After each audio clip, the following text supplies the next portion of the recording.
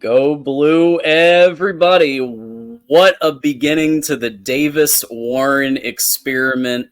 We're here with our next annual edition here of the Michigan Postgame Live call-in show here at the Voice of College Football. My name is John Diadamo. For those of you who don't know me, you can just hit the Twix, John Diadamo, if you want to follow me. And of course, as is going to be the case every week, host of our Thursday call-in show, co-hosted Tuesday, and now also on this, TJ Ronin in the house. TJ, we needed our therapy beverages on this one until the end. Yeah, it got a little stressful. I was like 2 quarters in, and I said I got to make a beer run. So me and John were texting each other like, "All right, we could be in for a therapy session tonight," but it ended up being a lot better than it started. As me and John were discussing in our personal texts, it just appeared that Michigan started to open up its offensive playbook, and more was going on. But we'll get into that. But yeah, man, I mean, what a game! The score does not show the game. It does not really do a great job of explaining what we just saw. But here's the positive: we got the dub. On to next week. Got the dub on to next week, and we do have our takeaways and the Leaders and Best Award to give out. But before we do, a quick reminder, everybody to hit the like button, subscribe, share this out with a friend. If you send in a super chat, your comment or question is going to get to the top of the line. And we are, as you know, in the Kenneth Grant hunt here to beat Ohio State. And so I whipped this up real quick, did a little quick math. We're currently 580 away from beating Ohio State at the Voice of College Football. So today's show, to help out, today's show is subscriber only. So in order to chat, you got to be a subscriber for at least 5 minutes. So go ahead and hit that subscribe button, hit the bell to get notified. So all the content that we put out there, you'll be able to know when we're talking and when we're going live on stuff, because there's going to be a lot more during the season. So help us beat Ohio State. Akron wasn't able to today. I was rooting for them. I was saying go Zips, but they weren't able to quite get it done down the stretch. But you guys can help us beat Ohio State. And with that said, let's get to our 5 kind of takeaways here. Of course, final score 30-10. So let's kind of start with hitting the defense a little bit. So I would say Wink Martindale called a very good game for the most part. I don't think it was perfect, but I think that he maintained what Jesse Minner and Mike McDonald had already established. And it just showed that Sharon Moore made the right decision by picking the guy that literally, as he said, is the OG of the 4-2-5, 4-3 Ravens kind of multiple defense. And clearly that showed up in a couple areas today. Mason Graham was able to beat double teams to break through and make some tackle some people. And of course, Will Johnson with that interception, but just the whole game, keeping Fresno to just 10 points.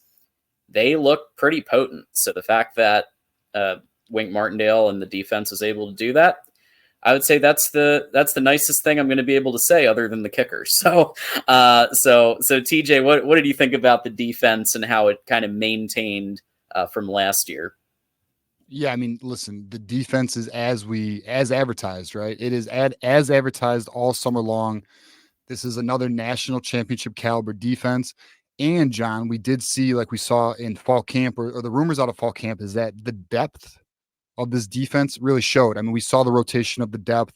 You saw Rayshawn Benny get it. We saw Jimmy Rolder out there. We saw Amir Hall with a big hit. We saw, Jair Hill, which is, not necessarily depth, but in terms of like holding down the number 2 spot, Jair Hill looked good.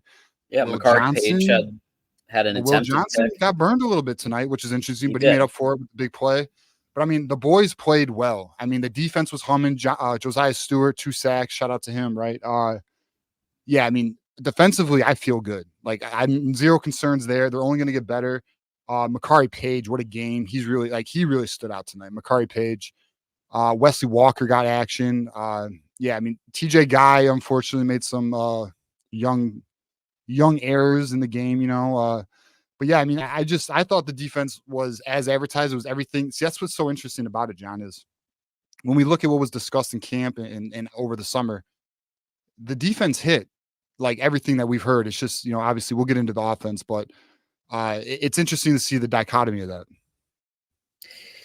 Yeah, and there are some people in chat pointing out that there was maybe a little too much blitzing, and I said in the beginning I didn't think it was a perfect game plan.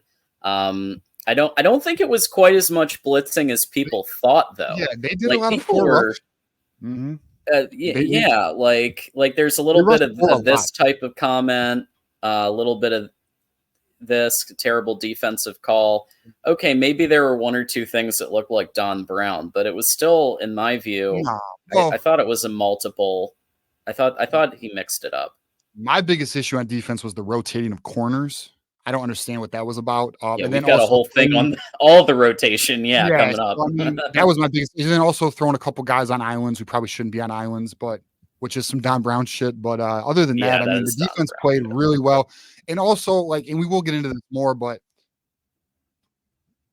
and me and John, we talked about this, before the show, through text, and they definitely opened the playbook up when they needed to. And that is why you saw the difference from the first to the second half. And we'll get into that more as the show goes on. But yeah, I mean, the defense showed out. Good to see. But, we obviously have some other areas of question that we'll get into. Absolutely. I do want to honor our 3 super chat, or 4. Holy crap. Already we got 4 super chats. Thank you, everybody. Blue Wolverine, anyone else drained after that game? I mean, we literally were breaking out the delicious beverages when we were hitting the third quarter. After the second quarter, I texted John. I said, I'm going on a beer run. I'm going on a beer run, dude. But I mean, listen, that first half was stressful, bro. I think we all expected more out of the team. They definitely did what they needed to do in terms of securing the victory, but definitely they left us more to be desired. I'll say that, especially offensively. Sure. Jordan with the super sticker here, $1.99. Appreciate that. Jordan, this might be the first super chats, or maybe Jordan's done it before, but if it's the first super chats, we appreciate it a lot when you super chat any amount. And so he gave 2 in a row, and Mullings came up huge when we needed a drive. So that's true. I like Mullings' performance.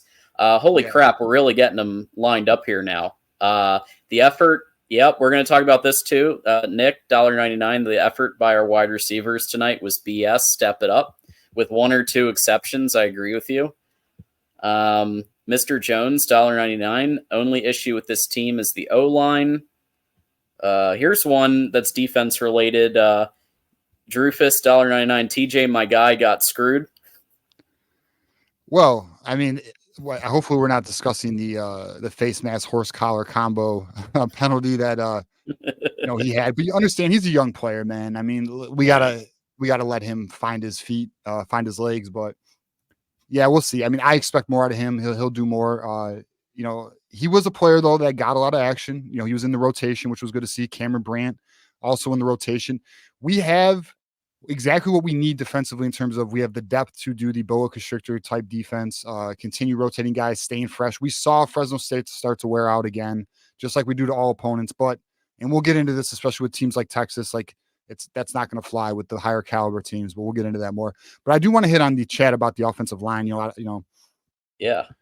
There were positives. What really needs to happen with this offensive line, and we'll get into the debate between Crippen and okay, so this was our second point, so we'll just get into it now. Yeah, we'll just get into it now.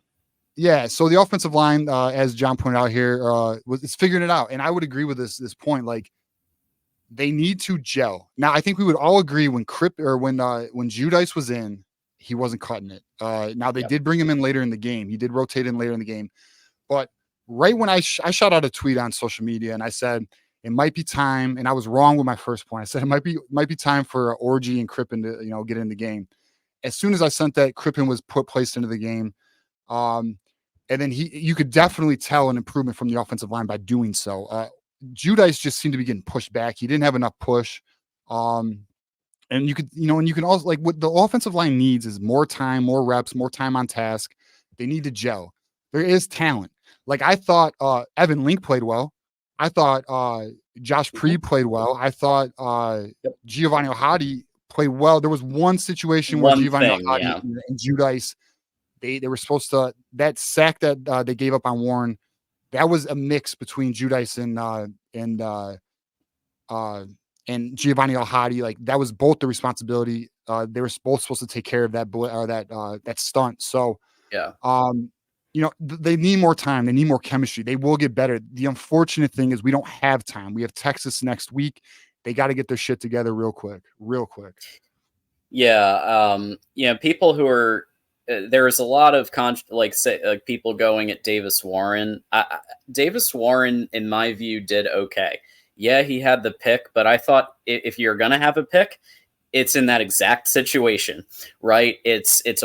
We call it a waste down. It's a first down, so you have more opportunities. And obviously it was picked off in an area where, they have a lot of length of the field to go in order, so if he had to throw a pick, I think that would be what I would choose. But I think it was more the fact that the line, early on, until Crippengate came in there, and they really did start to pick it up in the second half for the most part. But the offense the play calling seemed weird. Some of the gimmicky run stuff. It reminded me of when Kirk Campbell was the OC last year, and he was substituting in for Sharon Moore, and his passing concepts were pretty good, but his runs didn't go anywhere. And it kind of looked like a repeat of that. And when you combine that with the O-line struggles and not really getting the separation, that creates a problem for Davis Warren, because, then the Fresno State was getting at him. He was getting pressure. But once the line started to work in the second half, then Davis Warren started to complete more balls, and that opened up the run more for Edwards and Mullings to start to actually get some run time, and Alex Orji too.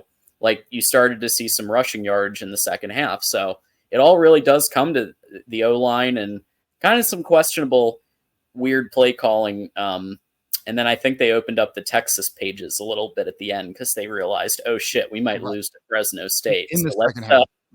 Yeah. Yeah, I mean, listen, there was a lot of questionable play calling. A lot of interesting substitution and rotation, which we're going to get into that also in a point from now. But listen, Sharon Moore, Kirk Campbell, I mean, get it together, because this isn't going to cut it. Listen, I think the way I would describe our offense tonight was uninspiring. Although I will say, again, second half, and I will say this. No question, they opened the playbook up. That was very obvious to anyone watching. The playbook did expand. But there's some things that they need to do. Like, I think we would agree, like Blue Wolverine, I was just going to hit on this. Donovan was not the Don, but they need to put him in the slot. The running back experiment, in my opinion, it needs to be Khalil Mullins, Jordan Marshall. Like, let's just roll with that. Put Donovan Edwards in the slot, and they can be a mismatch nightmare. I mean, he can occasionally touch it. Like, let him be a weapon. Like, don't just put him at running back, because the problem with Donovan Edwards is he's too he's too linear, right? He doesn't have the shiftiness. His vision's not quite there. Although I will say, though, he did start playing with a little more I don't want to say effort, but a little more power, and he was starting to get 5-6 yard runs. But Khalil Mullins is obviously the back that seems to be the most capable at the moment. So and John, don't forget Drufus left a super chat too. Let's hit on that. Yeah, we're rolling. TJ, my guy, got screwed. We mentioned that one, but I'm going down the list here. Because we got 4 more. No, okay, my bad. Yeah. Okay. So there's Alicia for $1.99. Then there's Detective Loki, who did a gifted membership. Hold up. Let's give a shout out to Alicia. Alicia again. Oh, my bad. Yeah. All right. Yeah. Shout out Alicia. I'm going down the list. Yeah. Cam Brand is a dog. Hey. look, definitely got in the rotation. I know Juju's gonna be happy. I don't know if he's in the chat or not, but he'll be happy to see that because he's a big Cam Brant fan. But yeah, I mean the rotation looks good. The defense looks good. The depth looks good. We got an Amir Hall sighting. He laid a big hit. Jaden McBurrows got burned on that one play for the touchdown. But yeah, I mean, look, the defense looks nasty. And then Drufus here with he was just clarifying in his super chat earlier. He says, I was talking about the roughing the passer. You're right. Yeah, that was some bullshit. Even the announcers called that out, right? They were like, what are we doing? And then like the penalty on Jayshawn Barham when the guy took his towel and then Barham just, by the way, Barham looks like a monster, bro. Like he is as advertised. Like everyone was talking about how he was like a monster in fall camp. He was all over the place. No, he didn't get the sacks, but like he was a disruptor. He looks like a freak on the field. I'm so glad we got him from Maryland. But yeah, I mean, no, the refs were some sketchy calls there for sure. I mean, some sketchy calls. For sure. We got 5 more super chats here. So hey, well, you get a flip. Refs like Oprah tonight. There was some laundry. You get a flag. Exactly. There was some sketchy, there's some sketchy calls. Like I don't think there was any biases going on. It's just, typical ref bullshit where they're just, I don't know, man. It can't be an easy job, but it can't be that hard either. Alicia with another $4.99 sticker. Thank you, Alicia. Thank you, Alicia. We really appreciate that. We do. Scottish $4.99. I think it could have been a better run game, and this is also point number 3 out of our 5. So let's tackle it right. Yeah, I think it could have been a better run game. Khalil Mullings, I think, was a little bit more productive than Edwards. You are 1,000,000% right about that.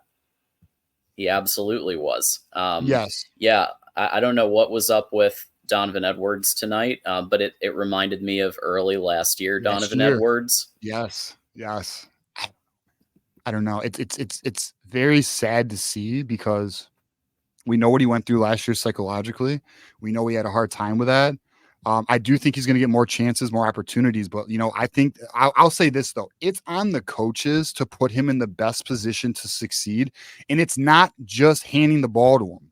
Now, they did try to throw the ball. They did try to do some end arounds. But, put this kid in the slot. Let him be a weapon. We know what he can do with the ball in his hands. Put him in positions to succeed. Now, listen, there does come a point where the player has to take the responsibility and make it happen, but we have seen him make it happen. That's the thing, right?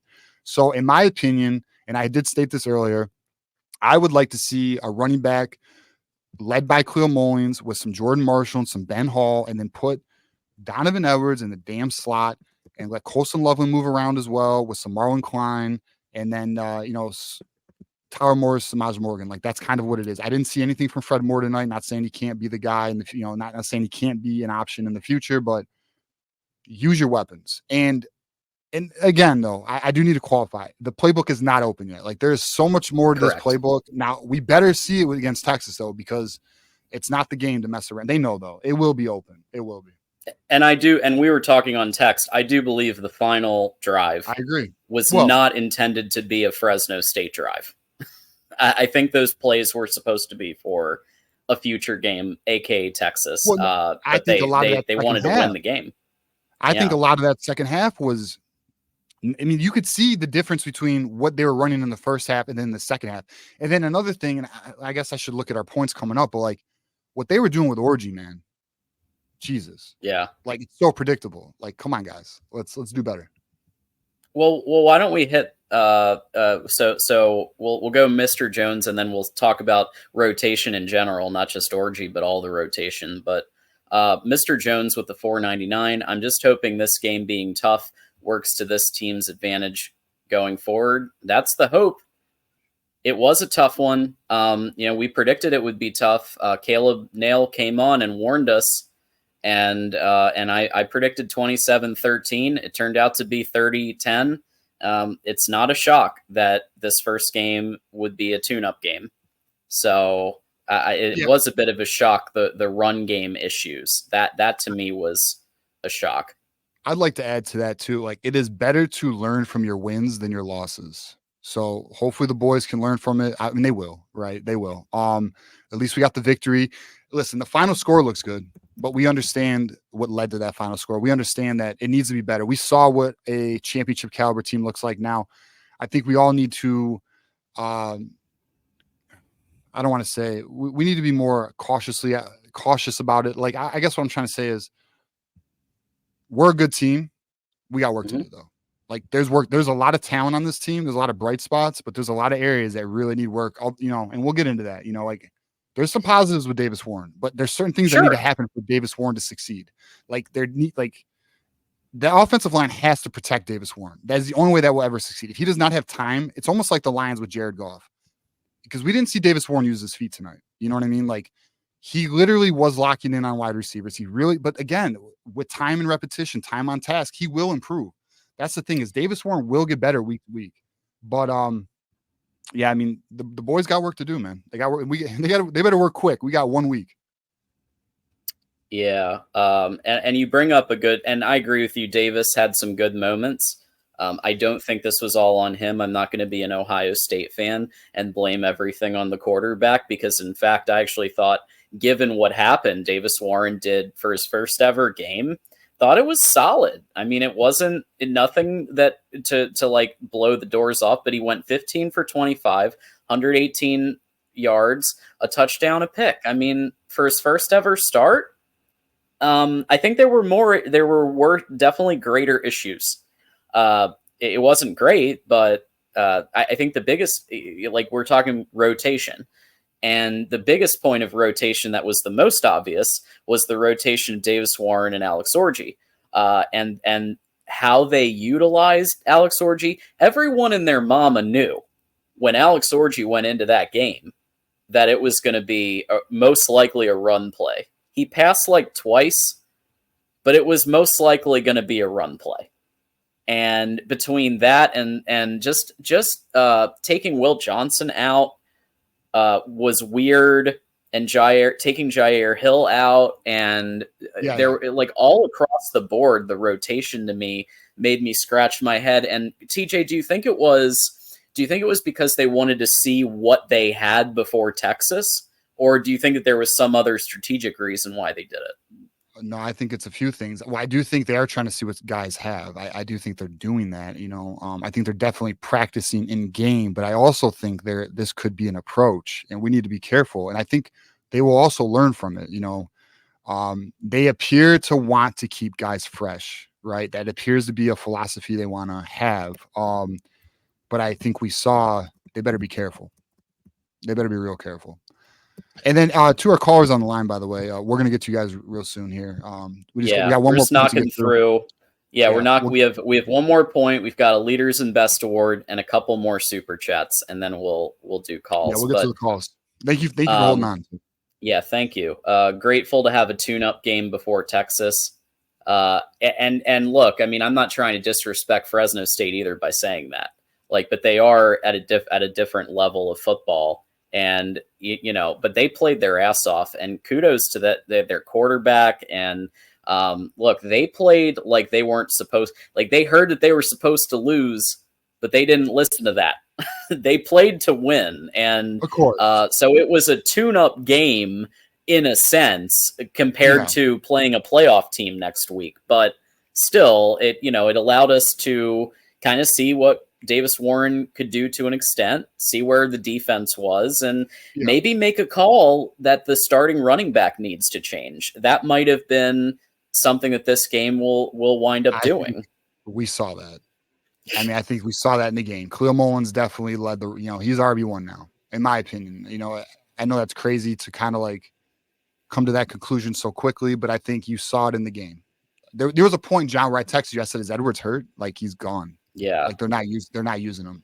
It is what it is. Hopefully they can find, he's talented. He has ability. Hopefully they can find a role for him. Hey, we got Moose with 5 gifted memberships. Thank you. So congratulations. Thank you to Moose, and congratulations to the 5 people who are now gonna be those who stay will be champions members for 30 days. You get the emojis. It's Stephen Solomon, A. Schraub, Harry Frazier, who else? SG, and one more. I'm trying to scroll to see it. Shane M. So all 5 of you are now Those Who Stay Will Be Champions members. Thanks to Moose. Everybody throw some mooses in the chat if you have the moose emoji. Yeah, and I just want to say, John, we are $13 away from going another hour. So, Damn. So everyone contributing, thank you very much. We didn't really discuss this on the show, but for every $100 we get from super chats, memberships, or super stickers, we go another hour. So if you guys want us to go 24 hours, we'll do that. But of course, we appreciate everyone's contributions, and it means a lot to us. Thank you. Thank you, Alicia, and it's great to see new super chatters. I don't think I'd seen Alicia before either. No, $4.99.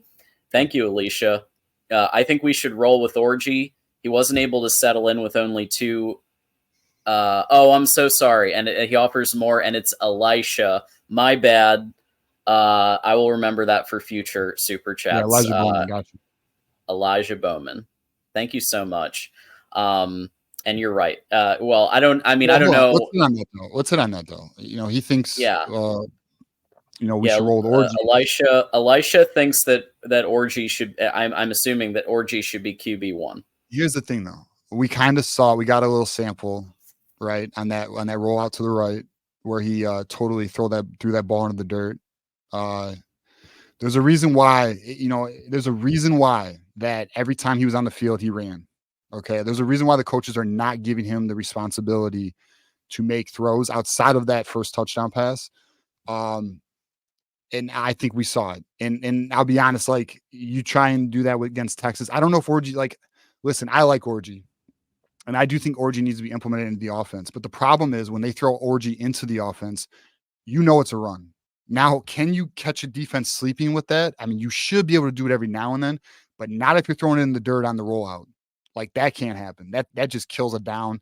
I am sure Orgy will get some more. I mean, he will. They're going to use him more, but yeah, it was concerning. And they didn't give him opportunity, and there's a reason for that. It's not because he's Dan Marino.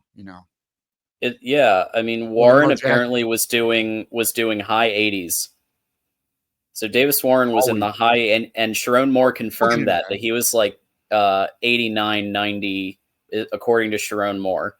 So that's pretty. So that tells me that it's not that Alex Orgy lost the job as much as Davis Warren won the job with just superior pass consistency in practice. I agree with that, but I'm gonna be real here. Orgy didn't look like he could handle this job. And I'm Team Orgy. Yeah. Okay. Like, we're just being real here. Like, I don't feel confident in him carrying the torch right now. Like, now, can he prove me wrong? Can he show that he can? Listen, I'm going to tell you, there's a reason why the coaching staff did not dial up more passing plays for Orgy. It's not because he's capable. It's because they also are concerned, and I'm starting to think what we were getting out of camp might have been a little, I don't know. Cause listen, every source had it. Even mine said that Orgy was playing really well as he was going through progressions. Listen, even Davis Warren was locking in. He wasn't going through his progressions. Now, listen, there is a difference between going against your defense, and what your defense runs, right? You also know people's tendencies. So maybe Warren and Orgy got comfortable because they kind of know our defense, right? Well, when you're facing live bullets, just like Mike Tyson said, as everyone has a plan until you hit in the mouth. I kind of feel like Warren, his first game starting, little deer in the headlights. He did lock in on receivers. He wasn't going through progressions. We saw that. But again, time on task, more repetitions. They will get better. This is obviously, we are seeing the results of a team that has a lot of new starters. Yeah, for sure. Yeah. Scottish, $4.99. I don't know what happened in the last one. I thought Mullings was more productive than Edwards. My keyboard messed up. Okay. Well, you're right. Thank you. We got what you meant, Scottish, though. Yeah. But Mullins, definitely. Mullins looks to be RB1 to me. If I had to call it, he's RB1 right now. Yep, I agree. And I'd like to see Jordan Marshall a little bit and see what he can do. And Ben Hall. Let me see some Ben Hall. Ben Hall. Yep. Ben Hall, absolutely. Nick, O-line was ass early last year. This is another point that I had, but they'll improve. This is a point I think I was telling you, Moose, some others, when we were chatting about this. Like, the O-line the first game is never really that great for us. It usually takes a few games with the same personnel grouping to gel and you even started to see it happening towards the end of this game. Yeah. It just took some time. Yeah, and we have surpassed $100, by the way, so we're definitely going around. Woo! Yeah, we're We are definitely going around. going So thank you to another hour. everybody. We know you work hard for your money, so we greatly appreciate that. It means a lot to us on the channel, me and John. So thank you very much. Holy crap. All right, let's Yeah, and they're I hope coming in. all our callers Callers, understand we want we're to honor coming. the super Yeah, chats, but yeah, we will yep. get there. So Especially B yes, Dub. so I miss you, yeah, man. be dope. So Elisha, I believe that's right. Bowman 499. My only problem with Warren is he reminds me of Cade, elite Okay. D line, and he will fold. Okay. So all right, I hear your point, but I will say this. Here's would be my counter, Elijah. I don't think I'm fairly confident Warren is a better passer than Cade. Warren has a better arm. He has more power. Now, what I will say is, and this is where maybe you're coming from. I see a lot of locking in on wide receivers. I see a little bit too much dink and dunk. I don't disagree with that, but I do think Warren has a strong. Actually, I don't think I'm. I feel like I'm extremely confident saying his arm's stronger. He has a way stronger arm. He seems to be even more accurate. Um, I do think Warren is a step above Cade. Okay. I think he's a I step agree. above Cade and I probably a agree with you. step and a half below JJ. Okay. So that's kind of where I'd put Warren. Um, I think Warren can be a good quarterback, but for Warren to succeed, that offensive line needs to protect him and give him time. Okay. That's what needs to happen. Now, next week, you don't got time. So they better figure it out. They got a week to get it together. And listen, hey, they know. Trust me, they're in that locker room right now. That scores 30-10, but they know. They know they got to play better. Absolutely. Elisha, you've been amazing today already. Thank you. Thank you. Honestly, I think we should roll with Orgy. He offers more for what we do well and keeps the defense on their heels. They didn't let him settle in. It's fair. So It's a fair point. listen, I there was a point in the game where I said we should put Orgy in.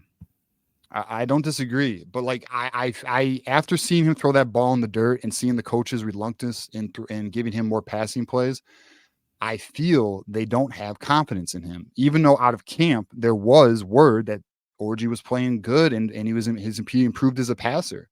That's what happened out of fall camp. We had updates. I got updates from people I know that were saying the same thing, but like the reality is it didn't show in the game. Now, do I think they're gonna I'll tell you this though, Elijah. If they weren't going to give him that opportunity against Fresno, I don't think they're going to give it to him in Texas. It's too much is going to be on the line. It's going to be Warren's show. Now, maybe after Texas game, we'll see. But next week, you better believe everything's on the line. They're all in. They got to get that victory. So we will see. We will see. I mean, listen, I'll say this too. Another thing that I realized tonight, a lot of battles are still going on. That center Yeah. battle's not done. I would say right tackle. Evan Link has that. That seems to be the thing. But Yeah, he's got that Crippen, on lock, it feels yep, like. yep. Crippen and Judice are battling, and it does appear that Warren's not. I wouldn't say Warren has. I don't think the coaches are like, well, he's got it. I mean, listen, I think it's still an Alex Orgy Warren battle, and practice is going to matter. And then the other battle is Khalil Mullins and Donovan Edwards right now. I mean, that's just what it is. So Absolutely.